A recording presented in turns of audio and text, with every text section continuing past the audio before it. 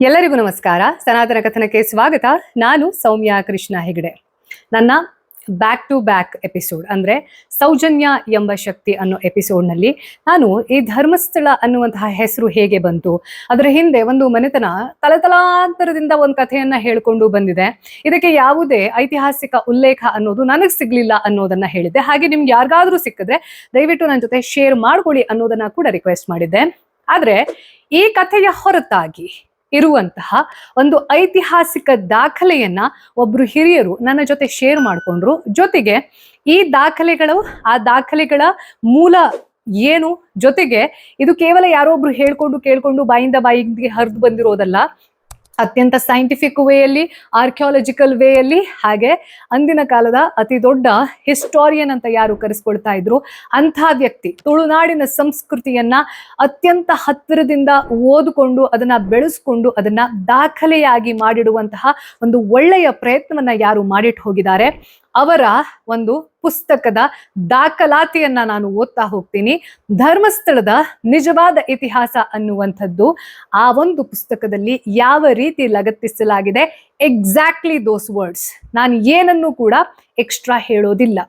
ಯಾರ ಪುಸ್ತಕ ಅಂತಂದ್ರೆ 1963ರಲ್ಲಿ ಮೊದಲ ಬಾರಿಗೆ ಪ್ರಕಾಶನಗೊಂಡಂತಹ ತುಳುನಾಡು ಅನ್ನೋ ಒಂದು ಪುಸ್ತಕ. ಹಾಗೆ ಆ ಪುಸ್ತಕವನ್ನ ಯಾವ್ಯಾವ ರೆಫರೆನ್ಸ್ ಅನ್ನ ತಗೊಂಡು ಯಾವ್ಯಾವ ಸಂಶೋಧನೆಯನ್ನ ನಡೆಸಿ ಬರೆದಿದ್ದಾರೆ ಅನ್ನೋದನ್ನ ನೀವು ಕೂಡ ಓದ್ಕೊಳ್ಬಹುದು.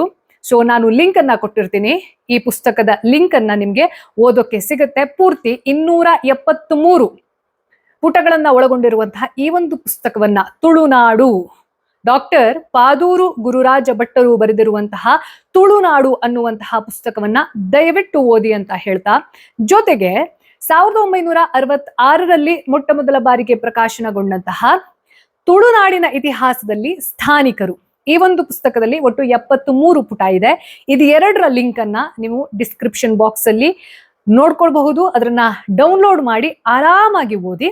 ಹಾಗೆ ಈ ಒಂದು ಪುಸ್ತಕದಲ್ಲಿ ತುಳುನಾಡು ಅನ್ನುವಂತಹ ಒಂದು ಪುಸ್ತಕದಲ್ಲಿ ಇರುವಂತಹ ಧರ್ಮಸ್ಥಳದ ಇತಿಹಾಸದ ಉಲ್ಲೇಖ ಅನ್ನುವಂಥದ್ದು ಬಹಳ ಪ್ರಸ್ತುತ. ಇದು ದಾಖಲಾತಿ ಇರೋದಕ್ಕೆ ನಾನು ಹೇಳ್ತಾ ಇರೋದು. ನಾನು ಎಕ್ಸಾಕ್ಟ್ ವರ್ಡ್ಸ್ ಅಲ್ಲಿ ಹೇಳ್ತಾ ಹೋಗ್ತೀನಿ, ಓದ್ತಾ ಹೋಗ್ತೀನಿ. ಹಿರಿಯರೊಬ್ಬರು ಕಳಿಸಿದ್ದು ಏನಪ್ಪಾ ಅಂತಂದ್ರೆ ನಾನು ಅದನ್ನೇ ಹಾಗೆ ಓದ್ತಾ ಹೋಗ್ತೀನಿ. ಶುದ್ಧ ಮಾಧ್ವ ಬ್ರಾಹ್ಮಣರೇ ಆದ ಪಾದೂರು ಗುರುರಾಜ ಭಟ್ಟರ ಪುಸ್ತಕದ 118 ಮತ್ತು 119 ಪುಟ ಸಂಖ್ಯೆಯ ಹರಿದ ಹಾಳೆಗಳಲ್ಲಿ ಇದ್ದದ್ದು. ಅಣ್ಣಪ್ಪಯ್ಯ ಎಂಬ ಸ್ಥಾನಿಕ ಬ್ರಾಹ್ಮಣ ಈ ದೇವಸ್ಥಾನದ ಪೂಜೆ ಹಾಗೂ ಪಾರುಪತ್ಯ ನೋಡಿಕೊಂಡಿದ್ದರು. ಇವರು ಕುಡುಮತ್ತಾಯ ಕುಲದವರು. ಕುಡುಮ ಅನ್ನೋ ಗ್ರಾಮ ಇತ್ತಲ್ವಾ ನೋಡಿ, ಈ ಹೆಸರಿಗೂ ಈ ಒಂದು ಮನೆತನಕ್ಕೂ ಕೂಡ ಸಂಬಂಧ ಇದೆ. ಇವರು ಬ್ರಿಟಿಷರ ವಿರುದ್ಧವಾಗಿ ಟಿಪ್ಪುವಿನ ಅಧಿಕಾರಿಗಳಿಗೆ ಬೇಹುಗಾರಿಕೆಯ ಮೂಲಕ ಸಹಾಯ ಮಾಡ್ತಾ ಇದ್ರು. ಇವರನ್ನ ಉಡುಪಿಯ ರಾಜ ಹಾಗೂ ಜೈನರು ಬ್ರಿಟಿಷರ ಜೊತೆ ಸೇರಿ ಮುಗಿಸಿ ಪೂಜೆಯನ್ನ ಒಬ್ಬರು ಗೂದ್ವರು ಬ್ರಾಕೆಟ್ ಅಲ್ಲಿ, ದೇವಸ್ಥಾನದ ಪಾರುಪತ್ಯವನ್ನ ಮತ್ತೊಬ್ಬರು ಜೈನರು ಅದು ಕೂಡ ಬ್ರಾಕೆಟ್ ಅಲ್ಲಿ ಕಬಳಿಸಿದರು ಎನ್ನುವ ಮಾಹಿತಿ. ಒಟ್ಟು 500 ಪುಸ್ತಕಗಳನ್ನ ಪ್ರಕಟಿಸಿದ್ದು, ನಂತರ ಎಲ್ಲಾ ಪುಸ್ತಕಗಳನ್ನು ಪರಿಶೀಲನೆ ಮಾಡಿ ಅವುಗಳ ಹಾಳೆಯನ್ನ ಹರಿದು ವಾಪಸ್ಸು ನೀಡಲಾಯಿತು. ವಿಶೇಷ ಸೂಚನೆ, ಕೆಲವೊಂದು ಅಕ್ಷರಗಳನ್ನ ಬದಲಾವಣೆ ಮಾಡಿರುವುದು ಅನಿವಾರ್ಯವಾಗಿದೆ. ಇದೇ ಪಾದೂರು ಗುರುರಾಜ ಭಟ್ಟರ ತುಳುನಾಡು ಅನ್ನುವಂತಹ ಪುಸ್ತಕ ಏನಿದೆ ಅದರ 120ನೇ ಪುಟದಲ್ಲಿ ಒಂದಷ್ಟು ವಿವರಣೆಗಳು ಬರ್ತಾ ಇರತ್ತೆ. ಗಮನ ಇಟ್ಟು ಕೇಳಿಸ್ಕೊಳ್ತಾ ಹೋಗಿ. ಧರ್ಮಸ್ಥಳದ ವಿಚಾರವು ತಿಳಿಯಲು ಯೋಗ್ಯವಾದುದು. ಇಲ್ಲಿಯ ಆಡಳಿತೆಯು ವೈಲಕ್ಷಣ್ಯವನ್ನ ಉಳ್ಳದಾಗಿದ್ದು, ಧರ್ಮಸ್ಥಳದ ಮೂಲಿ ವರ್ಗ ದುರ್ಮುಖಿ ಚಿಟ್ಟೆ ಪ್ರಕಾರದ ಸ್ಥಾನಿಕ ಲಿಂಗಯ್ಯನದು. ಇಲ್ಲಿ ಮಂಜುನಾಥೇಶ್ವರ ಹಿಂದೂ ದೇವಾಲಯ. ಇಲ್ಲಿ ಮುಕ್ತೇಸರರು ಜೈನ ಹೆಗ್ಗಡೆಯವರು. ಪೂಜೆಯು ಮಾಧ್ವ ಶಿವಳ್ಳಿಯವರ ಕೈಯಲ್ಲಿದೆ. ಈಗಲೂ ಧರ್ಮಸ್ಥಳದಲ್ಲಿ ದೇವಳಕ್ಕೆ ಸಂಬಂಧಿಸಿದ 4 ಹೆಗ್ಗಡೆಗಳಿದ್ದಾರೆ. ಜೈನರಲ್ಲಿ ಒಬ್ಬರು ಮುಖ್ಯ ಆಡಳಿತಗಾರರು, ಸ್ಥಾನಿಕರಲ್ಲಿ ಒಬ್ಬರು, ಶಿವಳ್ಳಿಯಲ್ಲಿ ಒಬ್ಬರು, ಬಂಟರಲ್ಲಿ ಒಬ್ಬರು. ಅಲ್ಲಿಯ ಸ್ಥಾನಿಕ ಹೆಗ್ಗಡೆಯು ಜೈನ ಹೆಗ್ಗಡೆಯಂತೆ ರುಮಾಲು ಕಟ್ಟಬೇಕು. ಇವರಿಗೆ ದೇಲಂಪಾಡಿ ಎಂಬ ಹೆಸರಿದೆ. ಇವರು ಭಕ್ತರಿಂದ ಹಣ್ಣು ಕಾಯಿ ತೆಗೆದುಕೊಂಡು ಅವರ ಹಾಲಾವಲೆಯನ್ನ ಮುಖ್ಯ ಜೈನ ಹೆಗ್ಗಡೆಯವರಿಗೆ ಹೇಳಿ ಅವರ ತೀರ್ಪನ್ನ ಭಕ್ತರಿಗೆ ತಿಳಿಸಿ ಅವರಿಂದ ಕಾಣಿಕೆ ಹಾಕಿಸಿ ಪ್ರಸಾದವನ್ನ ಅರ್ಚಕರಿಂದ ತೆಗೆದುಕೊಂಡು ಬಂದು ಭಕ್ತರಿಗೆ ಒಳ್ಳೆತನವನ್ನ ಬಯಸುವುದು. ಇದರಿಂದ ತಿಳಿಯಬಹುದಾದ ವಿಷಯವೇನೆಂದರೆ ಧರ್ಮಸ್ಥಳವು ಒಂದು ಕಾಲದಲ್ಲಿ ಸ್ಥಾನಿಕರದ್ದೇ ಆಗಿತ್ತೆಂಬುದು ಇಲ್ಲಿನ ಮುಂಚಿನ ಸ್ಥಳವಂದಿಗರು ಪುತ್ತೂರು ನಟ್ಟೋಜ ಮನೆತನದವರಾಗಿರಬೇಕು. ಇಲ್ಲಿಯವರೆಗೂ ನಟ್ಟೋಜರಿಗೂ ಭಿನ್ನಾಭಿಪ್ರಾಯದಿಂದ ದೇವರ ಮೇಲಿನ ಆಣೆ ಇದ್ದಿದ್ದರಿಂದ ಈಗಲೂ ಧರ್ಮಸ್ಥಳಕ್ಕೆ ನಟ್ಟೋಜ ಮನೆಯವರು ಹೋಗುವುದಿಲ್ಲ ಎಂದಿದೆ. ಟಿಪ್ಪುವಿಗೆ ವಿರೋಧವಾಗಿ ಬ್ರಿಟಿಷರಿಗೆ ಸಹಾಯವೆತ್ತ ಕುಮಾರ ಹೆಗ್ಗಡೆ ಎಂಬವರಿಗೆ ಬ್ರಿಟಿಷರು ಇಲ್ಲಿನ ಆಡಳಿತವನ್ನ ಬಿಟ್ಟಿದ್ದಾಗಿ ತಿಳಿದು ಬರುತ್ತದೆ. ಈ ಸ್ಥಳಕ್ಕೆ ಹಿಂದಿನ ಹೆಸರು ಕುಡುಮವೆಂದು, ಈ ಧರ್ಮಸ್ಥಳದ ಮೂಲಿಗರು ಒಂದು ಪಾಲಿನವರು ಮಂಗಳೂರಿನ ಕದಳೀವನ ಅಂದ್ರೆ ಈಗಿನ ಕದ್ರಿ ಎಂಬಲ್ಲಿ ನೆಲೆಸಿ ಇಲ್ಲಿನ ಮಂಜುನಾಥೇಶ್ವರನನ್ನ ಪ್ರತಿಷ್ಠಾಪನೆ ಮಾಡಿದ್ರು ಎಂಬ ಪ್ರತೀತಿ. ಇದಷ್ಟೂ ಕೂಡ ಒಬ್ಬ ಹಿಸ್ಟೋರಿಯನ್, ಆರ್ಕಿಯಾಲಜಿಸ್ಟ್ ಹಾಗೆ ಟೀಚರ್, ಯಾವುದೋ ಸಾಮಾನ್ಯ ವ್ಯಕ್ತಿಯ ಬಗ್ಗೆ ನಾನು ಮಾತಾಡ್ತಾ ಇಲ್ಲ. ತುಳುನಾಡಿನ ಪೂರ್ತಿ ಸಂಸ್ಕೃತಿಯನ್ನ ಅರ್ಥ ಮಾಡಿಕೊಂಡು ಅದೆಲ್ಲವನ್ನ ಡಾಕ್ಯುಮೆಂಟ್ ಮಾಡಿರುವಂತಹ ಒಬ್ಬ ವ್ಯಕ್ತಿ, ನಮ್ಮ ಇತಿಹಾಸದಲ್ಲಿ ಆಗಿ ಹೋಗಿರುವಂತಹ ವ್ಯಕ್ತಿ, ಬರೆದಿಟ್ಟಿರುವಂತಹ ಆ ಬರಹವನ್ನ ಎಲ್ಲೆಲ್ಲಿಂದ ಹೇಗೆ ಅವರು ಕಲೆಕ್ಟ್ ಮಾಡಿದ್ದಾರೆ ಅದೆಲ್ಲದರ ರೆಫರೆನ್ಸ್ ಅನ್ನ ಕೊಟ್ಟಿರುವಂತಹ, ಅದನ್ನ ನೀವು ಕೂಡ ಪರಿಶೀಲನೆ ಮಾಡೋಕೆ ಸಾಧ್ಯವಾಗಿರುವಂತಹ ವಿಚಾರವನ್ನ ನಾನು ಮಾತಾಡ್ತಾ ಇದ್ದೀನಿ.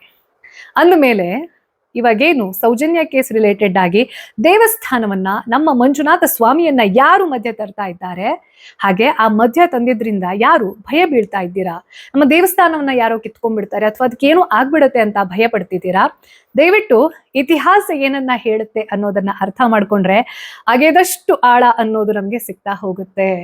ಜೊತೆಗೆ ನಾನು ಆ ಒಂದು ಎಪಿಸೋಡಲ್ಲಿ ಕೂಡ ಹೇಳಿದ್ದೆ, ನಾವೆಲ್ಲರೂ ಹುಲು ಮಾನವರು, ನಮ್ಮಿಂದ ದೇವರಲ್ಲ, ದೇವರಿಂದ ನಾವು. ಹಾಗಾಗಿ ಈ ಕ್ಷೇತ್ರಕ್ಕಾಗಲಿ, ಅಣ್ಣಪ್ಪನಿಗಾಗ್ಲಿ, ಮಂಜುನಾಥ ಸ್ವಾಮಿಗಾಗ್ಲಿ ಯಾವುದೇ ಕಳಂಕ ಯಾರಿಂದಲೂ ತರೋಕೆ ಸಾಧ್ಯವಿಲ್ಲ. ಆದ್ರೆ ಅದೇ ಗ್ರಾಮದ ಹಿಂದೂ ಮಗಳಾಗಿರುವಂತಹ ಸೌಜನ್ಯಳಿಗೆ ನ್ಯಾಯ ಸಿಗಬೇಕು ಅನ್ನುವಂತಹ ಕೂಗು ಎದ್ದಾಗೆಲ್ಲ ಅದನ್ನೇ ನೆಪ ಮಾಡಿಕೊಂಡು ಯಾರು ಪದೇ ಪದೇ ಮಂಜುನಾಥ ಸ್ವಾಮಿಯ ಹೆಸರನ್ನ ಹೇಳಿ, ಧರ್ಮಸ್ಥಳದ ಹೆಸರನ್ನ ಹೇಳಿ ಗುರಾಣಿಯನ್ನ ಇಡ್ತಾ ಇದ್ದಾರೆ. ಇಲ್ಲಿ ನಮಗೆ ಅರ್ಥ ಆಗ್ಬೇಕಾಗಿರೋದು, ಯಾರು ಯಾರಿಗೆ ದ್ರೋಹವನ್ನ ಎಸೆತಾ ಇದ್ದಾರೆ, ಯಾರನ್ನೂ ಕೂಡ ಟಾರ್ಗೆಟ್ ಮಾಡೋದು ಅಥವಾ ಇವರೇ ಹಂಗ್ ಮಾಡಿದ್ದು ಅಂತ ಹೇಳೋದು ನನ್ನ ಉದ್ದೇಶ ಅಲ್ಲ. ರೀಇನ್ವೆಸ್ಟಿಗೇಷನ್ ಆಗ್ಲಿ, ಆ ರೀಇನ್ವೆಸ್ಟಿಗೇಷನ್ ಸರಿಯಾದ ರೀತಿಯಲ್ಲಿ ಆಗ್ಲಿ. ಸರಿಯಾದ ರೀತಿಯಲ್ಲಿ ಆಯ್ತು ಅಂತಂದ್ರೆ ಅಲ್ಲಿ ಯಾರು ತಪ್ಪಿತಸ್ಥರು ಅಂತ ಇರ್ತಾರೆ ಅವರಿಗೆ ಶಿಕ್ಷೆ ಆಗಲಿ. ಆ ಶಿಕ್ಷೆಯ ಜೊತೆಗೆ ಅಣ್ಣಪ್ಪ ಸ್ವಾಮಿ ಹಾಗೂ ಮಂಜುನಾಥ ಸ್ವಾಮಿ ಇಬ್ರೂ ಕೂಡ ಈ ಜನ್ಮಕ್ಕೆ ಸಾಕಾಗುವಷ್ಟರ ಮಟ್ಟಿಗೆ ದೊಡ್ಡ ಶಿಕ್ಷೆಯನ್ನ ನೀಡಲಿ ಅಂತ ನಾನು ಪರ್ಸನಲಿ ಹಾರೈಕೆಯನ್ನ ಮಾಡ್ತೀನಿ. ದಯವಿಟ್ಟು ಈ ಒಂದು ಎಪಿಸೋಡನ್ನ ಪ್ರತಿಯೊಬ್ಬರ ಜೊತೆ ಹಂಚಿಕೊಳ್ಳಿ. ಯಾಕೆ ಅಂತಂದ್ರೆ ನಮಗೆ ಒಂದು ಮನೆತನ ಹೇಳ್ಕೊಂಡು ಬಂದಿರುವಂತಹ ಕತೆಗಿಂತ ಅದರ ಹಿಸ್ಟರಿ ಅನ್ನೋದನ್ನ ಯಾರು ತಿಳ್ಕೊಂಡು ಅದನ್ನ ಬರೆದಿಟ್ಟಿದ್ದಾರೆ, ಆ ಬರೆದಿಟ್ಟಿರೋರು ಅಲ್ಲಿನ ಲೋಕಲೈಟ್ಸ್ ಅಂತ ಯಾರಿದ್ದಾರೆ ಅಂಥವರು ತುಂಬಾ ಧೈರ್ಯದಿಂದ ಮಾತಾಡದೆ ಗುಸುಗುಸು ಮಾತಾಡಿಕೊಳ್ಳುವಂತಹ ಪದ್ಧತಿ ಇದೆ ಅಂತಂದ್ರೆ ಈ ಇತಿಹಾಸ ಅನ್ನುವಂಥದ್ದು ಪ್ರತಿಯೊಬ್ಬ ವ್ಯಕ್ತಿಗೆ ಗೊತ್ತಾಗಬೇಕು. ಯಾಕೆ ಅಂತಂದ್ರೆ ಇತಿಹಾಸ ಗೊತ್ತಿಲ್ಲದೆ ನಮ್ಮ ವರ್ತಮಾನ ಯಾವತ್ತೂ ಕೂಡ ಸುಂದರವಾಗಿ ಇರೋಕೆ ಸಾಧ್ಯ ಇಲ್ಲ. ಆ ವರ್ತಮಾನದ ಮೇಲೆ ನಮ್ಮ ಭವಿಷ್ಯ ಅನ್ನೋದು ನಿರ್ಧಾರಿತವಾಗುತ್ತೆ. ಹಾಗಾಗಿ ಒಂದು ಒಳ್ಳೆ ಉದ್ದೇಶದಿಂದ, ಜೊತೆಗೆ ಇವಾಗೇನ್ ಪ್ಯಾನಿಕ್ ಮೋಡನ್ನ ಕ್ರಿಯೇಟ್ ಮಾಡ್ತಿದ್ದಾರೆ ಕೆಲವೊಂದಷ್ಟು ಜನ, ಅದ್ಯಾವುದು ಕೂಡ ಸತ್ಯಕ್ಕೆ ಹತ್ತಿರವಾದದ್ದಲ್ಲ. ಧರ್ಮಸ್ಥಳದ ನಿಜವಾದ ಇತಿಹಾಸ ಅನ್ನುವಂಥದ್ದು ಹೀಗಿದೆ. ಈ ಇತಿಹಾಸವನ್ನ ನೀವು ಕೂಡ ಡಿಸ್ಕ್ರಿಪ್ಷನ್ ಬಾಕ್ಸ್ ನಲ್ಲಿ ಇರುವಂತಹ ಲಿಂಕ್ ಅನ್ನ ಕ್ಲಿಕ್ ಮಾಡಿ ನೀವೇ ತಿಳ್ಕೊಳ್ಳಿ. 273 ಪೇಜ್ ಅಂತಂದ್ರೆ ಏನಷ್ಟು ದೊಡ್ಡ ಬುಕ್ ಅಲ್ಲ. ಹಾಗೆ ಇನ್ನೊಂದು 73 ಪೇಜನ್ನ ಹೊಂದಿದೆ. ಇದು ಕೂಡ ಅಂಥ ದೊಡ್ಡ 2 ವರ್ಷ ಬೇಕಾಗಿರೋದಲ್ಲ. ಈ ಗಲಾಟೆ, ಮತ್ತೊಂದು ಮರದೊಂದು, ಕನ್ಫ್ಯೂಷನ್, ಡಿವಿಷನ್ ಇದೆಲ್ಲ ಆಗೋದಕ್ಕಿಂತ ಒಂದು ಕ್ಯೂರಿಯಾಸಿಟಿಯ ಮೈಂಡ್ ಅಲ್ಲಿ ಕುತ್ಕೊಂಡು ಪುಸ್ತಕದಲ್ಲಿ ಏನೇನನ್ನ ವಿವರಿಸಿದ್ದಾರೆ. ಯಾಕೆಂತಂದ್ರೆ ಇದು ಕೇವಲ ದೇವಸ್ಥಾನಕ್ಕೆ ಸಂಬಂಧಪಟ್ಟ ಹಾಗೆ ಮಾತ್ರ ಅಲ್ಲ.